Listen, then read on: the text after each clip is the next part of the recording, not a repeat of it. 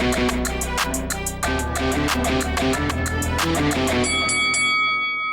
guys, welcome to Boxing Squared for boxing news and views from around the internet.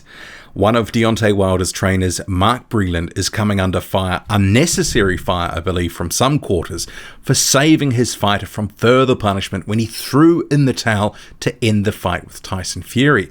That brought the curtain down on Wilder's 5-year reign as WBC champion. So we're going to talk about that in this video because some people are going off the reservation with crazy talk saying Breland should be fired for taking Wilder's chance of victory away. He didn't have a chance at that point in the 7th round, my view, but we'll talk about this.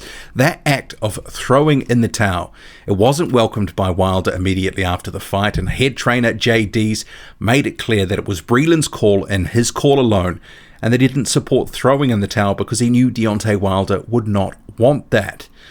Wilder showed massive heart in that fight. He took round after round of punishment after being dropped heavily in the 3rd round and never got his legs back. He was all over the place, and by about the 5th round at times he was hanging onto the ropes just to stay up.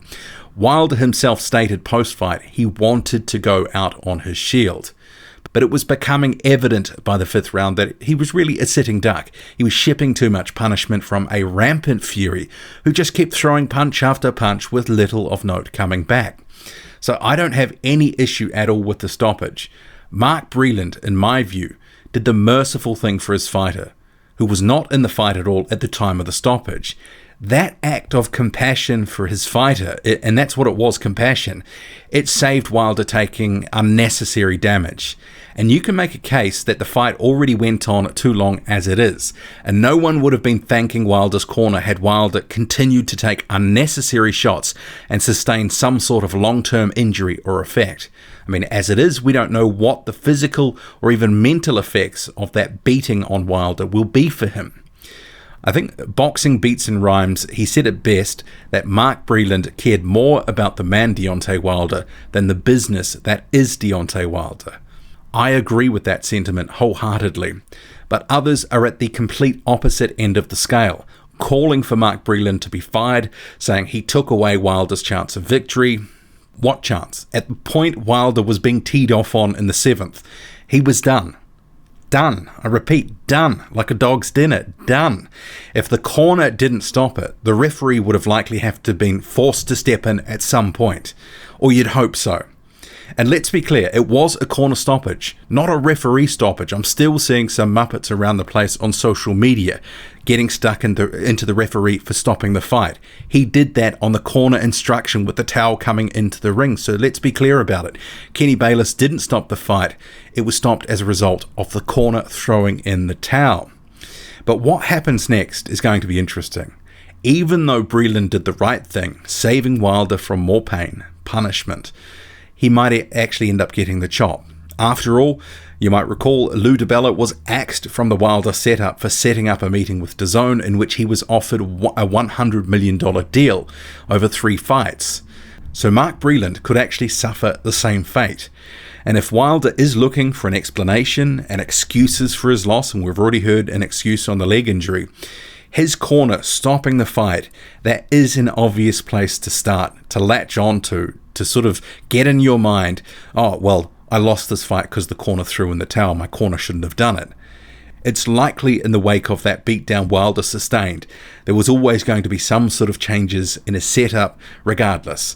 We see it all the time when a fighter takes a loss, they search for answers, new strategies, and often that means trainers can fall by the wayside as they look for an answer to what went wrong and try to correct it. So don't be surprised if some time passes and then all of a sudden we hear that Breland is no longer part of the setup. Hopefully Wilder can be a bigger man than that and recognise that Breland, who's been one of his long-time trainers, did right by him. He really did. And to see and hear certain fans crying about Breland and demanding he be fired shows they have not fully come to terms with the loss, the manner of it, and they're clutching at straws for any reason why they think that the fight was lost. Can't it be that it's an easy answer? Fury was just simply better. Miles better on the night, and his high-risk strategy, it paid off in a way scores of us never saw coming. But to those people refusing to acknowledge the quality of the win, Maybe they should be asking JD's why he and the Wilder setup declared that they didn't need to do anything different for the rematch, because that's what he said, JD's, in the run-up to the rematch, going on to add that they would just do things better. And that didn't happen. And obviously, Tyson Fury was prepared for what Deontay Wilder had, because he was all over him and ultimately battered him over 7 rounds. It's clear complacency was rooted deep in the Wilder camp, that they thought one punch would end it all. And Wilder, he was ill-equipped to deal with what Fury brought on fight night, even though the strategy had been sort of yelled loud and clear for all to hear.